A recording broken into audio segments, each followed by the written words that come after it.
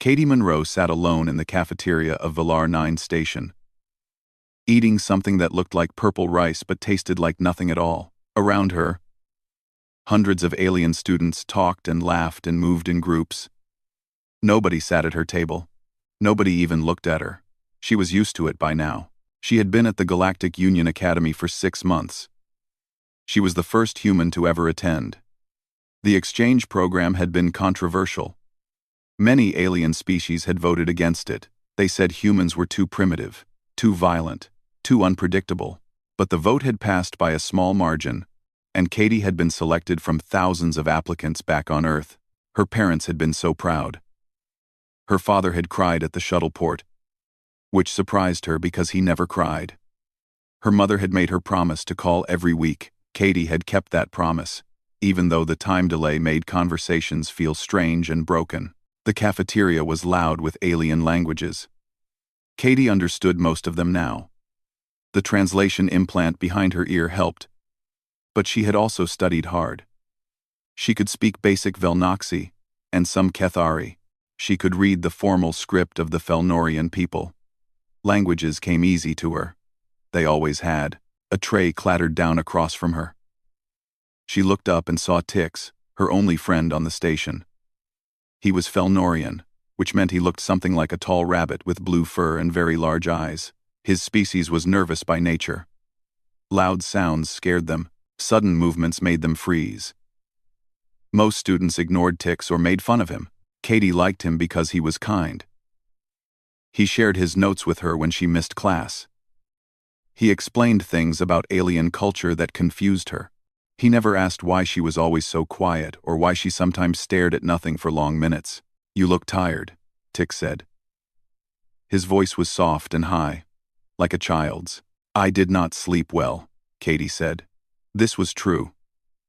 She had dreamed about home again, about the mountains, about hunting with her father in the cold morning air. "The gravity here is wrong for you," Tix said. "I read that Earth has much stronger gravity." "This must feel strange," Katie nodded. The station's gravity was set for the average galactic species, which meant it was about 70% of Earth normal. She felt light here, too light. Her muscles had grown restless. She exercised every morning in her room, doing the routines her father had taught her. Push-ups, sit-ups, the stretches that kept a hunter's body ready. "It is fine," she said. "I am getting used to it." Tix picked at his food with his long fingers. "The other students talk about you," he said quietly. "They say humans are dangerous. They say your planet is a death world." Katie had heard this before. Earth was classified as a Category 7 death world by the Galactic Union. This meant it was considered one of the most hostile planets capable of producing intelligent life. The classification was based on many factors: the extreme weather, the predators, the diseases, the natural disasters, the fact that 70% of the surface was covered in a substance that most species could not drink. "Earth is home," Katie said simply. "It is not so bad when you grow up there." Tix shivered. "I saw pictures. The animals. The storms. How do humans survive?" Katie thought about this. She thought about the stories her grandmother used to tell. Stories about the old days, before cities and technology. Stories about humans hunting mammoths with spears made of wood and stone. Stories about walking across frozen continents. Stories about surviving ice ages and plagues and wars. "We are stubborn," she said finally. "We do not give up." Tix seemed to accept this answer. He went back to his food, and Katie went back to watching the cafeteria. She had learned to watch. Her father had taught her that. A good hunter always watched. A good hunter learned the patterns of movement, the routines, the small details that others missed. She noticed the Kethari students who always sat by the window. She noticed the Velnoxi who walked the same path every day.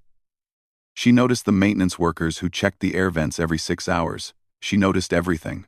This was why she noticed the strangers. There were 5 of them. They sat in the corner of the cafeteria, far from the other students. They wore merchant clothing, But they did not eat or drink. They watched the room with careful eyes. And sometimes, when they thought no one was looking, they watched Katie. She did not react. She did not stare back. She simply noted their presence and continued eating her purple rice. She noted their species too. They were Vrakthar. She had read about them in her xenobiology class. They were known throughout the galaxy as hunters. Not hunters of animals, but hunters of people. They tracked sentient beings across the stars for sport. Katie felt something cold settle in her stomach. It was not fear. It was recognition. She knew what it meant when a predator watched you.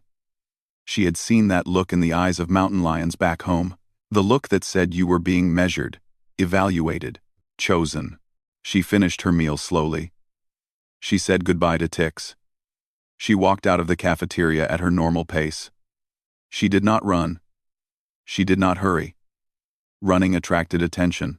Running triggered the chase instinct in predators. Her father had taught her that too. She went to her afternoon class. She took notes. She answered questions. She acted exactly like a normal student. But inside her mind, she was thinking. She was planning. She was remembering everything her father had ever taught her about survival. That night, she called her mother. They talked about small things. The weather back home, her little brother's soccer games, the new dog they had adopted. Katie did not mention the Vrakthar. She did not mention the cold feeling in her stomach. Some things you did not tell your mother. After the call ended, she sat in her small room and looked out the window at the stars. Somewhere out there was Earth. Somewhere out there was home. But home was very far away. And Katie was alone on a station full of aliens who thought she was weak. She thought about the Vrakthar. She thought about what they wanted. She thought about what she would do if they came for her. She was not afraid. Fear was useless. Fear made you slow. Fear made you stupid. Her father had taught her to replace fear with preparation, with planning, with patience. Katie Monroe was a human. She came from a world that had tried to kill her ancestors every single day for 200,000 years. Her people had survived ice ages. They had survived predators with teeth as long as knives. They had survived diseases that killed millions. They had survived everything the universe had thrown at them. 5 hunters were not going to change that. She went to bed early that night. She slept well. She dreamed about the mountains again, about the cold, clean air, and the sound of her father's voice teaching her how to track deer through fresh snow. In her dream, she was not the hunted. She was the hunter. She had always been the hunter. The Vrakthar did not know this yet. But they would learn. Grultek had been hunting for 40 years. He had killed creatures on 100 different worlds. He had tracked prey through jungles and deserts and frozen wastelands. He had earned every scar on his body, and he wore them with pride. Among the Vrakthar, he was considered a master of the hunt, but he had never hunted a human before. He sat in the corner of the station cafeteria and watched the girl eat her meal. She was small. Smaller than he had expected. Her skin was soft and pink, without scales or armor or fur. Her teeth were flat and blunt, meant for chewing plants rather than tearing meat. Her nails were short and weak, useless for fighting. She looked fragile. She looked like easy prey. But Grultek had not survived 40 years by trusting appearances. He had done his research. He had read the reports about Earth. He had seen the classification files that labeled it a Category 7 Deathworld. He had watched videos of Earth's predators and natural disasters and extreme weather patterns. The reports said humans were persistence predators. This meant they did not kill with speed or strength. They killed by following their prey for hours or days, never stopping, never resting, until the prey collapsed from exhaustion. The reports said humans had hunted animals 10 times their size using this method. They simply walked after the animal until its heart gave out from the stress. Grultek found this hard to believe. The girl in the cafeteria did not look like she could walk for hours. She did not look like she could hunt anything. She looked like a child playing at being a student. "She is alone," said Krath, his second in command. Krath was younger and more eager. He had only been hunting for 15 years. No guards, no weapons. This will be easy. Nothing is ever easy, Grultek said. We watch. We learn. We plan. They had arrived on Valar 9 3 days ago, posing as merchants from the outer systems. Their documents were forged but perfect. Their cargo holds were filled with trade goods that would never be sold. They had paid a small fortune in bribes to get information about the human girl's schedule and habits. The contract had come from a collector on a distant world. The collector wanted a human specimen. Dead or alive, it did not matter. Humans were rare in Union space. Only a few thousand had ever left Earth. A human body would be worth millions to the right buyer. Grultek did not care about the money. He cared about the hunt. He wanted to test himself against this new species. He wanted to see if the stories about Deathworld humans were true or just propaganda. The girl finished her meal and stood up. She said something to the small blue creature sitting across from her. Then she walked out of the cafeteria. Her movements were smooth and controlled. She did not hurry. She did not look around nervously. She walked like someone who was comfortable in her own body. Grultek noticed this. It bothered him slightly, though he could not say why. Follow her, he told Krath. Learn her patterns. Find the best place to take her. Krath nodded and slipped out of the cafeteria. He was good at following prey without being seen. All Vrakthar were trained in this from childhood. Over the next 2 days, they mapped the girl's routine. She woke early and exercised in her room. She attended classes in xenobiology and interstellar navigation, and something called mechanical engineering. She ate lunch alone or with the small blue creature. She studied in the library until evening. She returned to her room and called someone on Earth. Then she slept. She never went to parties or social events. She never stayed out late. She never did anything unexpected or unusual. She was boring, predictable. Perfect prey. Krath found the ideal location for the hunt. It was in the engineering sublevel, a maze of corridors and maintenance shafts beneath the main station. The girl had a workshop class there twice a week. The area was empty in the evening hours. The security cameras could be looped. No one would hear anything. Grultek approved the plan. They would take her after her evening workshop, when the corridors were empty and the station was preparing for its sleep cycle. They would be quick and clean. They would be off the station before anyone noticed she was missing. On the night of the hunt, Grultek gathered his team. There were 5 of them in total. Himself and Krath, plus 3 younger hunters named Vex, Torn, and Malik. They were all experienced. They were all armed. They had killed dozens of sentient beings between them. Remember, Grultek said, humans are Deathworld creatures. Do not take chances. Do not play with your prey. Kill quickly and cleanly. The others nodded. They did not seem worried. They had heard the stories about humans, but they did not really believe them. How could they? The girl was so small, so soft, so alone. They moved through the station using maintenance corridors and service tunnels. They avoided the main hallways where cameras watched and students walked. They reached the engineering sublevel and took their positions. Krath looped the security footage. Vex and Torn blocked the exits. Malik stayed in reserve. Grultek waited in the shadows. He felt the familiar excitement of the hunt building in his chest. This was what he lived for. This was what made him feel alive. The girl's workshop ended. He heard footsteps in the corridor. Light footsteps. Human footsteps. She appeared around the corner, carrying a small bag of tools. She was looking at something on her datapad, not paying attention to her surroundings. She did not see the hunters waiting in the darkness. Grultek stepped out of the shadows, his 4 arms spread wide, blocking the corridor. Behind him, his hunters emerged from their hiding spots. They formed a semicircle around the girl, cutting off any escape. The girl stopped walking. She looked up from her datapad. Her face showed no expression. No fear. No surprise. Nothing. Human, Grultek said. His translator turned his words into the harsh sounds of Earth language. You are prey now. Come quietly, and your death will be quick. The girl did not answer. She looked at him for a long moment. Then she looked at each of his hunters in turn, studying them with calm and careful eyes. She put her datapad in her bag. She set the bag on the floor. And then she did something that Grueltech did not expect. She smiled. It was not a friendly smile. It was not a nervous smile. It was the smile of someone who had been waiting for this moment. It was the smile of a predator who had finally found worthy prey. Grueltech felt something cold move through his body. It was not quite fear. He had not felt fear in 30 years. But it was close. It was very close. "You have been watching me," the girl said. Her voice was quiet and steady.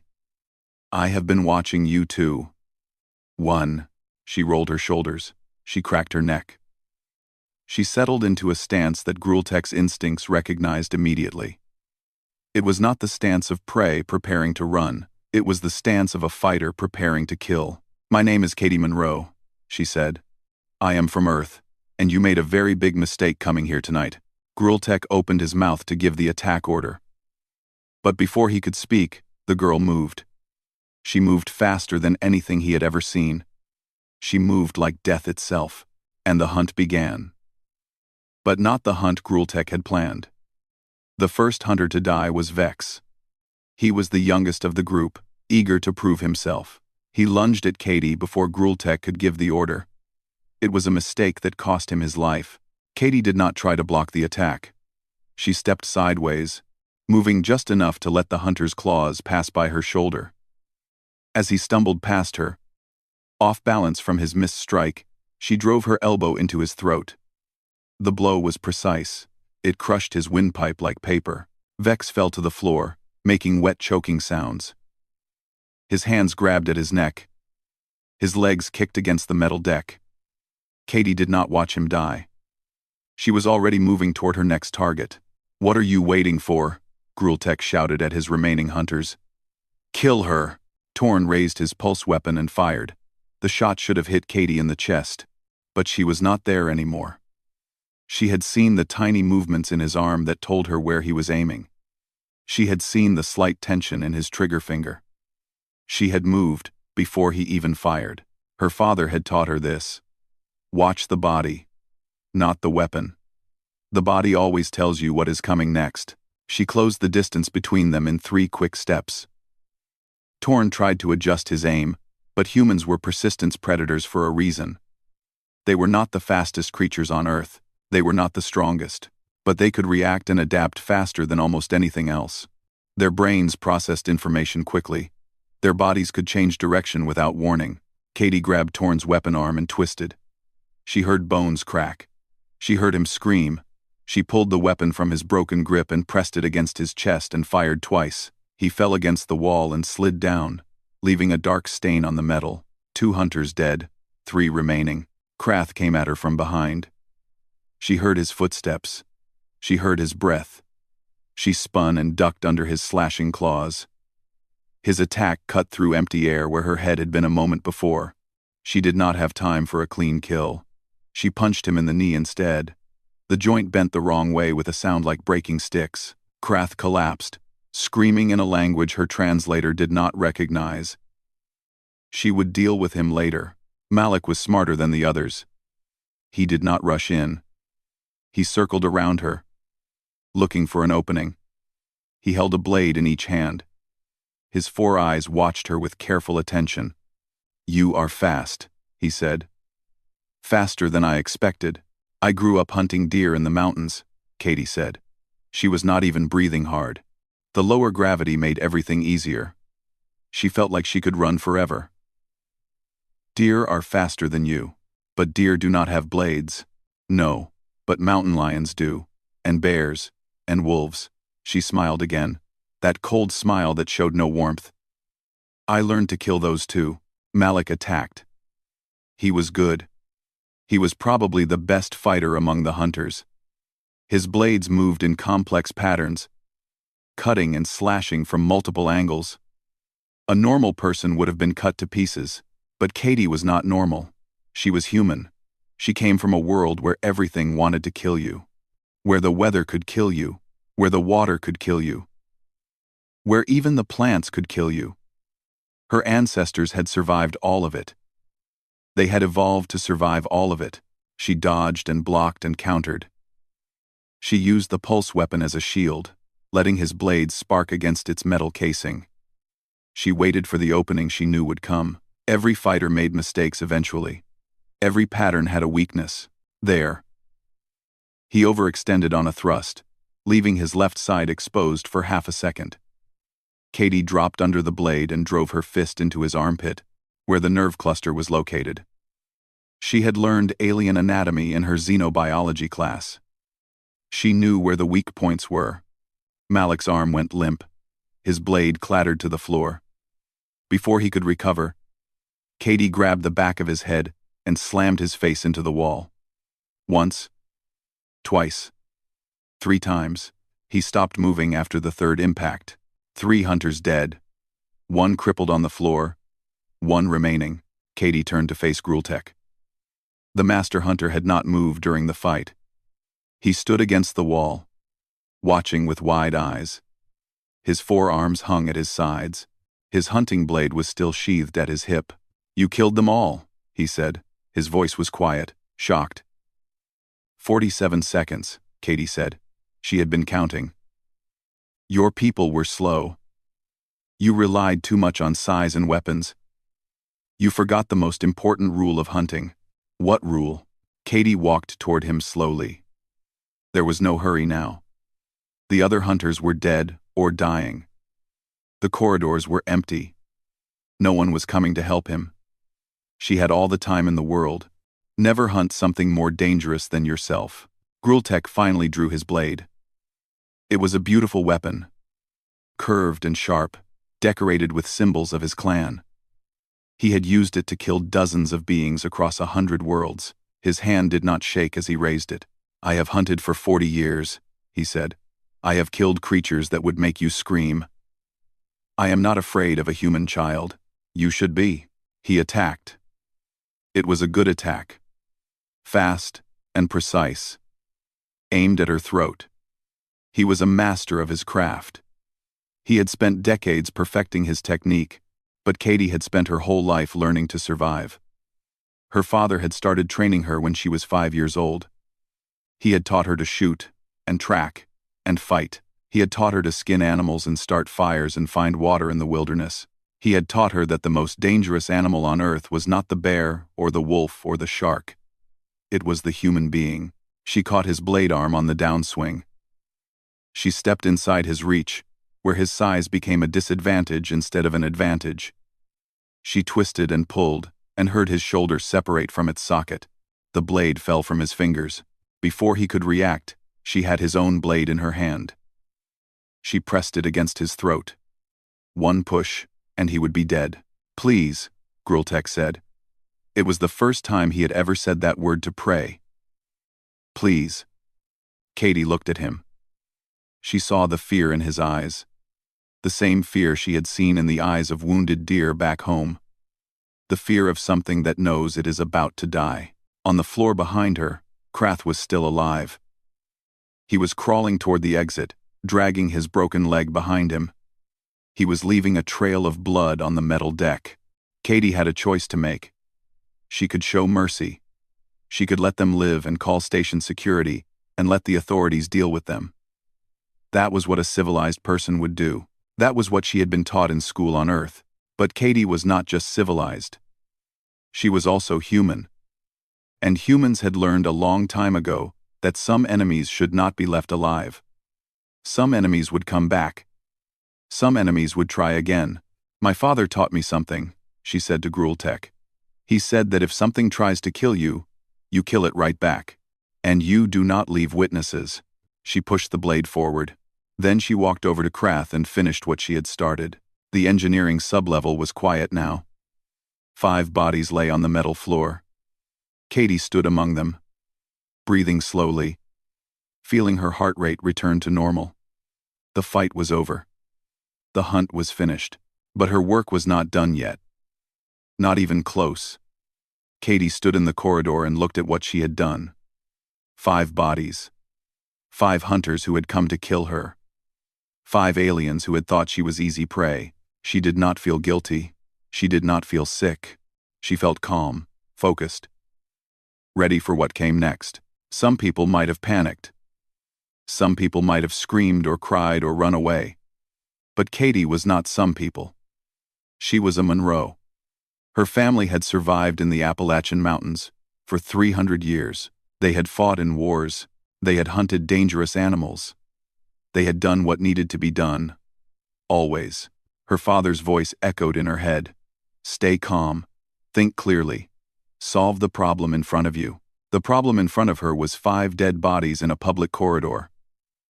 The security cameras were looped, but that would not last forever. Someone would come eventually. A maintenance worker. A student. Anyone. She needed to clean up. Katie took a deep breath and started planning. First, she needed to move the bodies somewhere hidden. Then she needed to clean the blood. Then she needed to dispose of everything in a way that could never be traced back to her. She had paid attention in her forensic xenobiology class. She knew how different alien species decomposed. She knew which chemicals could break down tissue without leaving residue. She knew the places on the station where things disappeared forever. The maintenance shafts. That was her first thought. The station had hundreds of kilometers of maintenance tunnels running through its structure.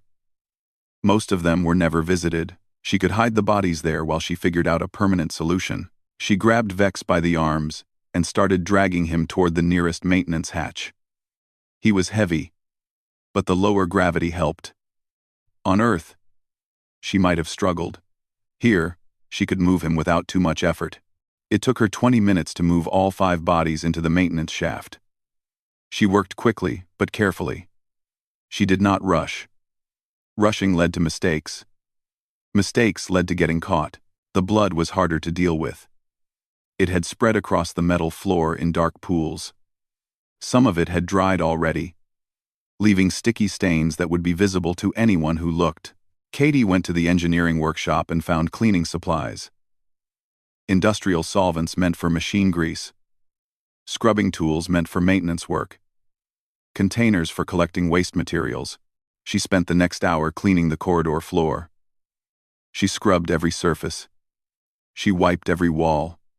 She checked every corner for drops of blood that might have splashed during the fight. While she worked, she thought about her options. The station had organic waste recyclers. They were designed to break down food waste and biological materials into base components. Anything that went into them was reduced to carbon and water and simple minerals. Nothing recognizable came out, but the recyclers were monitored. You could not just throw a body into them. There were sensors. There were logs. There would be questions. Unless you knew how to bypass the sensors. Katie had learned about the recycler systems in her mechanical engineering class. She had studied their design. She had taken them apart and put them back together. She knew exactly how they worked. She also knew that the maintenance hatches leading to the recyclers had manual overrides. Emergency protocols in case of system failures. If you triggered the manual override, the sensors would not record what went into the machine. Her professor had mentioned this as a safety feature. Katie had remembered it as something else entirely. She finished cleaning the corridor and went back to the maintenance shaft where she had hidden the bodies. They were still there, lying in the darkness like sleeping animals. She felt nothing when she looked at them. They had come to kill her. She had killed them instead. That was all. One by one, she dragged the bodies through the maintenance tunnels. She followed a route she had memorized weeks ago, when she first started noticing the hunters watching her. She had known, even then, that something was wrong. She had prepared for this moment. The recycler access point was in a forgotten section of the station, behind a locked door that nobody ever opened. Katie had made a copy of the keycard 2 weeks ago. Just in case, she triggered the manual override and fed the first body into the recycler. The machine hummed. Lights flickered. There was a sound like grinding metal. Then nothing. She repeated the process 4 more times. When she was done, there was nothing left of the Vrakthar hunters. No bodies. No bones. No evidence. They had been reduced to their basic elements and mixed with the station's waste processing systems. In a few hours, they would be nothing but carbon atoms floating in the recycled air. Katie disposed of the weapons next. She took them apart and scattered the pieces in different locations around the station. Some went into the recycler. Some went into the fusion core through a maintenance hatch. Some she simply dropped into ventilation shafts where they would never be found. The cleaning supplies went back to the workshop. She washed them carefully and put them in their original places.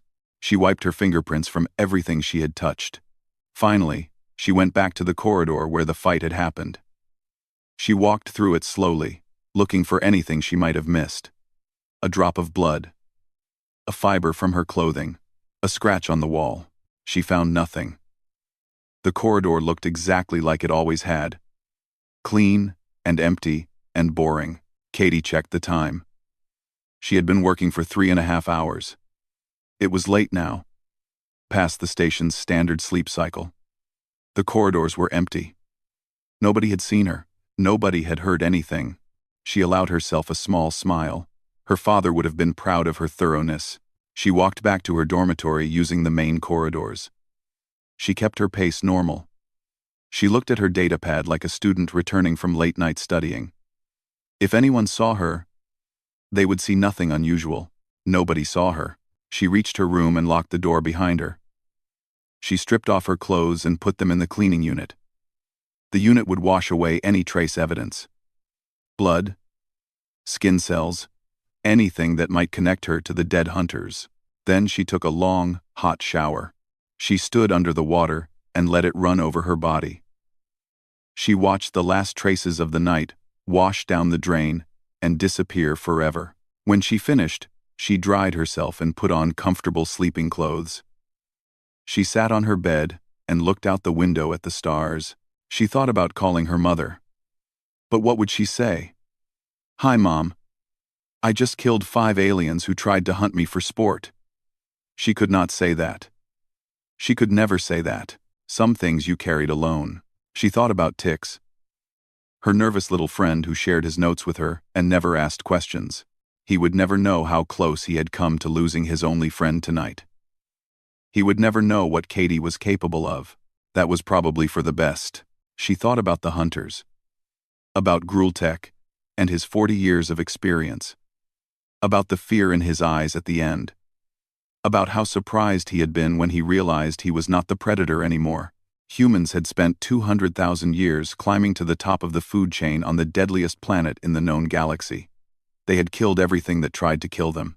They had survived everything the universe had thrown at them. They had earned their place at the top. The Vrakthar had forgotten this. Or maybe they had never learned it in the first place. Katie lay down on her bed and closed her eyes.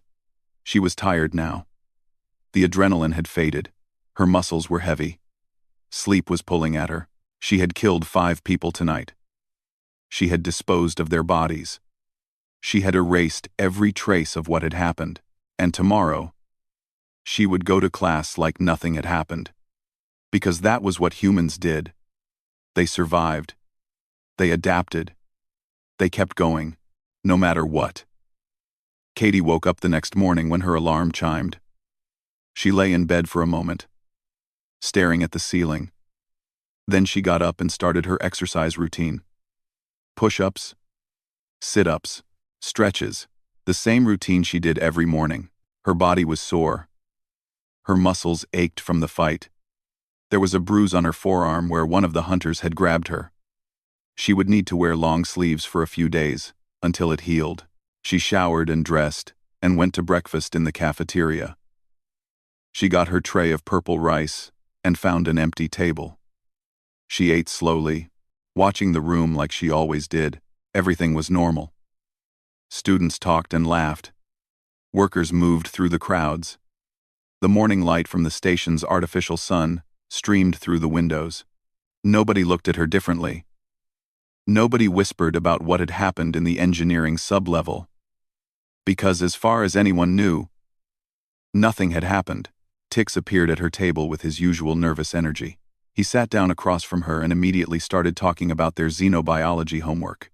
Katie listened and nodded and made small comments. She smiled at his jokes.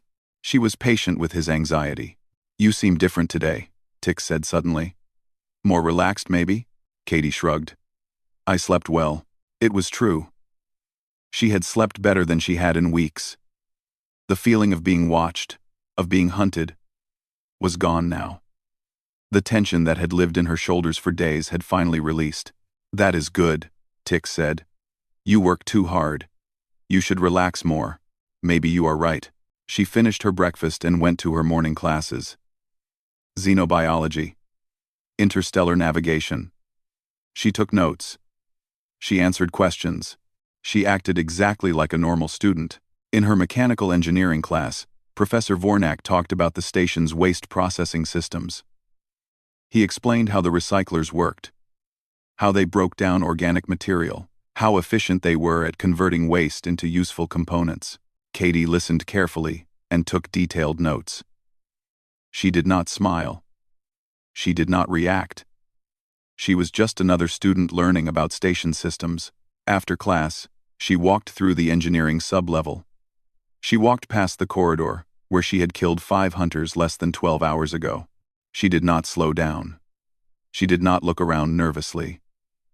She just walked, like she had walked through this corridor 100 times before. The floor was clean. The walls were clean. There was nothing to show that anything had happened here. Nothing at all. 3 days passed, then a week. Life on the station continued as normal. Station security posted a notice about 5 Rockthar merchants who had left without proper documentation. It was listed as a minor customs violation. There was a small fine associated with their ship's registration. Nobody cared. Merchants came and went all the time. Some of them followed the rules. Some of them did not. Katie saw the notice and felt nothing. The hunters had come. The hunters had failed. The universe moved on. She continued her studies. She got good grades on her exams. She helped Tix with his anxiety when it got bad. She called her mother every week and told her that everything was fine. One evening, about 2 weeks after the hunt, Katie was studying in the library when a news alert appeared on her data pad. A Vrockthar hunting clan had declared blood debt against an unknown enemy. 5 of their hunters had disappeared in Union space. The clan was offering a large reward for information. Katie read the alert carefully. Then she deleted it and went back to studying. Blood debt. She knew what that meant. The Vrockthar would send more hunters. They would try to find out what had happened to Grultek and his team. They would investigate, but they would find nothing. The bodies were gone. The weapons were gone. The security footage showed nothing unusual. There was no evidence. There were no witnesses. The hunters had simply vanished, like they had never existed at all. Katie was not worried. If more hunters came, she would deal with them the same way she had dealt with the first ones. She would watch and wait and prepare, and when they made their move, she would show them what humans were really capable of. She thought about Earth, about the mountains where she had grown up, about her father teaching her to track deer through the snow, about the long summer nights when they would sit on the porch and watch the stars. She missed home. She missed her family. But she knew why she was here. She was here to prove that humans could survive anywhere, that they could adapt to anything, that they were not the weak, primitive creatures that other species believed them to be. She was an ambassador for her entire species, and she would not fail. The semester ended. Katie passed all her classes with high marks. She received a commendation from the Academy for her excellent performance. Her professors said she was one of the best students they had ever taught. Tix gave her a small gift before the break. It was a Felnorian good luck charm, carved from blue crystal. He said it would protect her from harm. Katie thanked him and put the charm in her pocket. She did not tell him that she did not need protection. She did not tell him that she was the most dangerous thing on this station. She just smiled and said goodbye and promised to see him next semester. On the transport back to Earth, Katie sat by the window and watched the stars streak past. She thought about everything that had happened. The hunters, the fight, the cleanup, the weeks of pretending that nothing was wrong. She had killed 5 sentient beings. She had disposed of their bodies.